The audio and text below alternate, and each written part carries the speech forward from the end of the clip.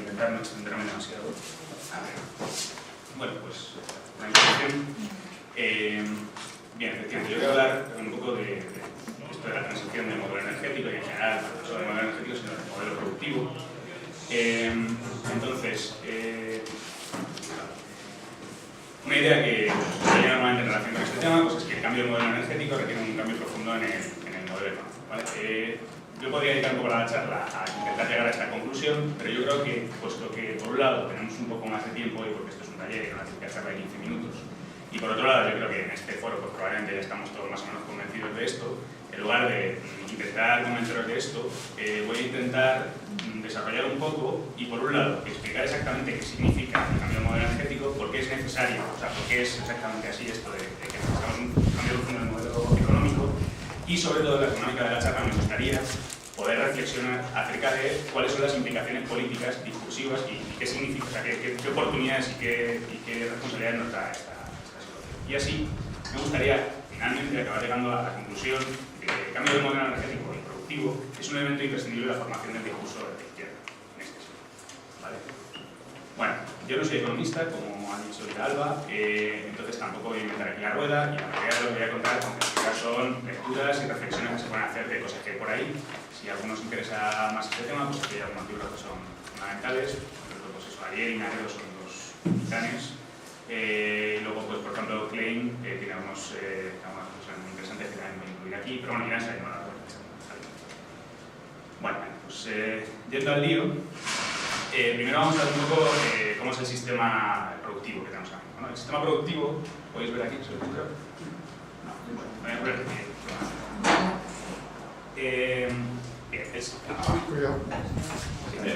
El sistema productivo, tal y como entiende la economía ortodoxa hoy, es decir, lo que se enseña en las escuelas de economía, es esto que veis aquí, ¿vale? Es un ciclo en el que veis que, bueno, pues tenemos unas empresas que toman unos factores de producción, que son trabajo, medios de recursos naturales, capital, y producen una producción, producen unos bienes y servicios, y estos bienes y servicios son consumidos por familias que a su vez lo que hacen es vender su fuerza de trabajo en los mercados de factores de producción. Y veis que en este ciclo de producción, digamos, tiene un ciclo inverso de dinero. Es decir, las empresas tienen que pagar por los factores de producción a las familias en forma de salario y a su vez las familias pagan su consumo a las empresas, ¿vale?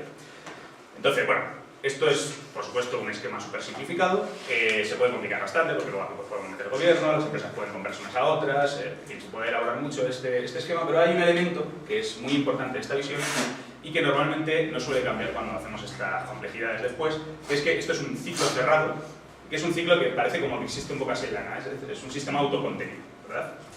Entonces, esto no es así y por lo tanto esta visión del sistema económico es profundamente falsa. Vale, vamos a ver por qué no es así. Primero, en la economía moderna, de esto estaba hablando esta mañana este hombre, vemos que esta idea un poco romántica de que el dinero se gana produciendo cosas y vendiéndolas y tal, ya no es así. Es decir, hoy en día tenemos un circuito de retorno del capital que se produce de manera puramente financiera. Es decir, una empresa puede invertir en el mercado de factores productivos para obtener capital y este capital puede devolver un rendimiento sin necesidad de pasar por el ciclo productivo, ¿vale? Esto que puede parecer un detalle, no lo es, porque en realidad este ciclo hoy en día mueve bastante más dinero que el ciclo grande que vemos aquí. Y hoy en día ya se mueve mucho más dinero de manera puramente financiera que de manera productiva. Otro problema que tiene este planteamiento de la economía es que está ignorando, solamente está hablando de la economía productiva y está ignorando la economía reproductiva. ¿Por qué hace esto? Porque ve la economía como algo que está totalmente aislado de la sociedad, y no lo está. Es decir, una economía como esta solamente puede funcionar en una sociedad que funciona.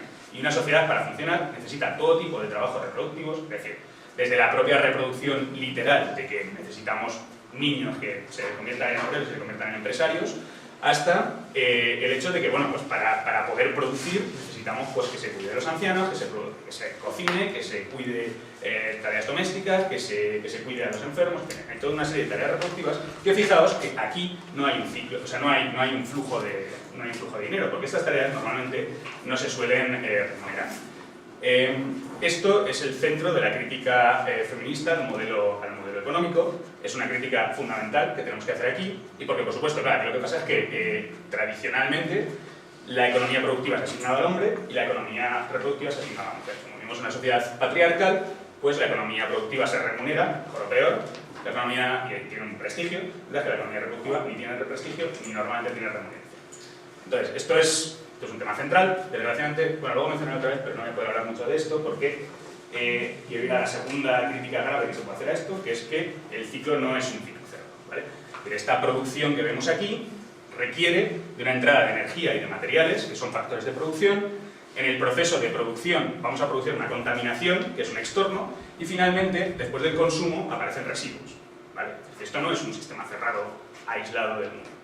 En esta manera de ver el sistema económico, podemos llamarlo un sistema metabólico, ¿vale? Esta idea del metabolismo, en la cual podéis pensar en el sistema económico como una especie de animal, como un organismo que necesita un insumo de energía y de materiales y que excreta unos residuos, ¿vale?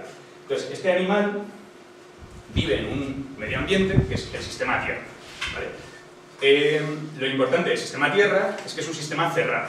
En este sistema no entra nada, lo único que entra es la energía solar. Este es el único verdadero input que tenemos en nuestro sistema Tierra. Y bueno, se queda una parte de calor degradado, ¿vale? Pero, por ejemplo, es muy importante darse cuenta de que no hay ninguna entrada significativa de materiales en este sistema, ¿vale? Entonces, cuando nosotros tenemos este sistema metabólico, lo que estamos haciendo es tomar materiales y energía, por un lado, de unas reservas minerales y energéticas que son fósiles y que son agotables, ¿vale? Y por otra parte, podemos tomar energía y materiales de ecosistemas que sí son renovables. Y esto nos trae a otra cosa muy importante, que son lo que se viene a llamar servicios reproductivos ambientales. ¿Qué quiero decir con esto?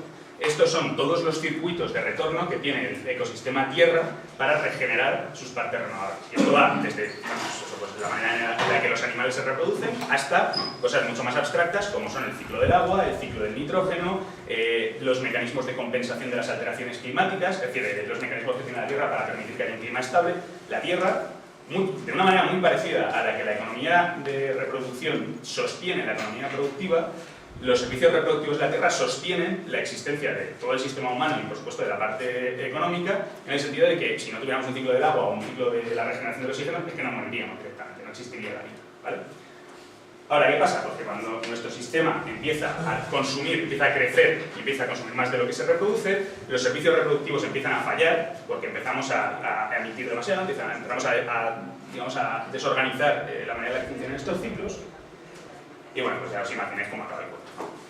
El sistema puede crecer demasiado y llega un momento en que esto se acaba y los ecosistemas y los recursos renovables no son capaces de renovarse al ritmo en que nosotros lo demandamos, ¿vale? Bueno, esto que parece bastante de perogrullo cuando uno lo piensa, en realidad es una cosa que no se enseña normalmente a las escuelas económicas y que además es una cosa que, bueno, no sería como más o menos un pensamiento especialista que solamente se enseña a la gente que se dedica a la economía económica. Resulta un poco llamativo. Y para ver por qué es así, vale la pena un poco ver históricamente cómo hemos llegado a esta situación, ¿vale? Entonces voy a repasar aquí un poco cuál ha sido la evolución del sistema productivo, digamos un poco el pensamiento económico. Esto lo cuenta muy bien Naredo. Entonces, empezando por el sistema preindustrial. ¿Cómo pensaban antes de la revolución industrial en el sistema productivo? Bueno, si vamos a la Edad Media, pensaban más o menos así, esto que veis ahí. Es decir, en aquella época no se pensaba en un sistema productivo, no había una idea de un sistema productivo. Lo que había era una naturaleza que producía cosas, en gran medida porque Dios las producía. De hecho, incluso se pensaba que el suelo generaba los minerales para beneficio del hombre, porque Dios quería que hubiéramos minerales, todo era un plan de Dios, y lo que hacía el hombre era trabajar para contribuir de alguna forma a esa formación. Es decir, en esta forma de ver el tema no se creaba una riqueza, no había una noción de que uno podía crear una riqueza, sino que bueno, pues cogía un poco lo que la tierra daba, ¿vale? Es decir, teníamos este esquema que era que estaba la madre tierra, el padre trabajo, y entonces pues un poco por mandato de Dios pues se producían cosas que el hombre necesitaba. Es muy interesante ver que incluso la mitología del trabajo ha cambiado bastante. En tiempos anteriores a la Edad Antigua el trabajo era una cosa... De hecho no había ni siquiera la propia palabra de trabajo, nadie discute mucho sobre eso, no existía. Bueno, había varias palabras distintas para referirse a cosas distintas. Lo que nosotros entendemos por un trabajo manual era una cosa que se consideraba vil y que solamente hacía los esclavos. Un hombre libre no se rebajaba a eso. En la Edad Media el trabajo es un castigo bíblico. Es un castigo bíblico que Dios impone a Adán por haber comido la manzana de la sabiduría. Entonces, no hay esta noción de que el trabajo es algo que crea una riqueza, sino que bueno, pues es un poco una cosa que tenemos que hacer, ¿vale? Cuando llegamos a la Revolución Industrial, además esta moral católica se rebaja porque bueno, tenemos un poco la reforma luterana y tal, pues entramos en un sistema que ya es bastante distinto, ¿veis? De hecho, si leéis aquí esta cita de Adam Smith, que es un poco el fundador de la economía clásica, él dice: el trabajo anual de cada nación es el fondo que en principio la provee de todas las cosas necesarias y convenientes para la vida y que anualmente consume el país. Aquí hay un giro copernicano. Ahora aquí estamos hablando de algo que ya sí es un esquema productivo, y lo que estamos diciendo es que es el trabajo el que crea la riqueza, ¿vale? La Edad Media no era así. Entonces, ¿cómo es el sistema productivo clásico? Bueno, esto es la historia esta que ya conocemos siempre, ¿no? Bueno, pues hay unos factores de producción que principalmente son la tierra, el trabajo y el capital. Aquí por tierra, podéis entender, en el siglo XVIII se referían un poco a los recursos naturales. Entonces, esto se combina con unos medios de producción, talleres, fábricas, y da lugar a unos bienes y servicios. En este proceso creamos el valor y retornan unos beneficios, ¿vale? Esto del valor es muy importante porque otra cosa que pasaba en esta época es que no se pensaba en la economía, como ahora veremos en la economía neoclásica, como una cosa relacionada con individuos que tomaban decisiones, sino que todavía se pensaba en agregados sociales que hacían cosas basadas no en un beneficio inmediato como el de la teoría marginalista, sino en un concepto un poco más abstracto que era la creación de valor, que era una combinación de tiempo de trabajo, de cuánto valían los recursos naturales y tal. Esto tiene lo parece un poco abstracto, pero tiene una implicación importante, que es que este planteamiento clásico era más realista que el planteamiento que tenemos ahora, en el sentido de que, si lo veis, la tierra todavía juega un papel importante en la manera en la que se define la producción. Es decir, tenemos un poco este planteamiento. Estamos considerando el efecto de que necesitamos meter inputs. Aquí no estaban hablando de residuos, pero se maneja compresible porque en el siglo XVIII el volumen de esos residuos, comparado con la percepción que había del tamaño del mundo, hacía que no se dieran cuenta de que podía haber un problema, porque además en aquella época probablemente ni lo veía, ¿no? El peso de la tierra también va cambiando con el tiempo, es decir, al principio de la revolución industrial están los fisiócratas que le dan mucha importancia a la tierra, y a medida que vamos avanzando, pues ya por ejemplo cuando llegamos a Marx hace mucho más hincapié en el trabajo que en la tierra, ¿vale? Pero el hecho de que esto fuera más realista hace que haya en el siglo XVIII varios pensadores económicos que plantean cosas que casi podríamos considerar relativamente ecologistas, como por ejemplo serían Malthus o Ricardo. Ecologista me refiero en el sentido de que reflexionan acerca del efecto que tiene la limitación de la tierra en el sistema económico. Es decir, todos conocemos un poco la teoría de Malthus, ¿no? Que bueno, pues a medida que crece la población, crece mucho más rápido que la capacidad que tenemos de alimentarlos, y eso conduce a una crisis. Ricardo lo que venía a decir era que en la creación del valor lo más importante es el recurso que es más escaso, y en la medida, esto lo cuenta Piketty bastante bien, en la medida en que empiece a crecer la población, pues la tierra se volverá escasa, y entonces aquellos que poseen la tierra pueden llegar a poseer toda la riqueza de la sociedad, y eso produciría pues una concentración de riqueza que acabaría en una crisis también, ¿vale? Entonces, bueno, veis que esto era relativamente más realista que lo que tenemos hoy en día. Y de hecho, ahí como Stuart Mill tiene un pasaje aquí en el Principio de Economía Política en el que dice que no cree que el objetivo de la economía sea crecer, y que no le parece bien que la categoría rica tenga que hacerse más rica, ¿vale? Fijaos que esto es un texto que podría venir de un texto decrecentista de hoy en día, ¿vale? Bueno. Entonces, de aquí pasamos al esquema neoclásico. Esto sucede ya hacia finales del siglo XIX y es un poco una síntesis que hace Marshall entre la teoría marginalista y la economía clásica. Es decir, aquí lo que hacen es que el centro de decisión pasa al individuo y se utiliza una teoría marginalista de decisión de incremento del valor, que además ese valor ahora se asocia directa e indiscutiblemente con el dinero. Es decir, son individuos que deciden en términos de cómo van a ganar más dinero. Eso es un poco el giro que se produce entre la clásica y la neoclásica, ¿vale? Esto es una teoría que después de la Segunda Guerra Mundial se vuelve totalmente hegemónica, es decir, prácticamente todo el mundo trabaja en estos términos. Y aquí veis que estos bienes y servicios, ya principalmente lo que empieza a pasar es que empezamos a hablar principalmente de capital, y aquí vemos que estos bienes y servicios pues, producen luego un retorno en la medida que van incrementando este capital también, ¿vale? Y aquí veis que ya llegamos un poco a este ciclo que estábamos viendo antes, ¿vale?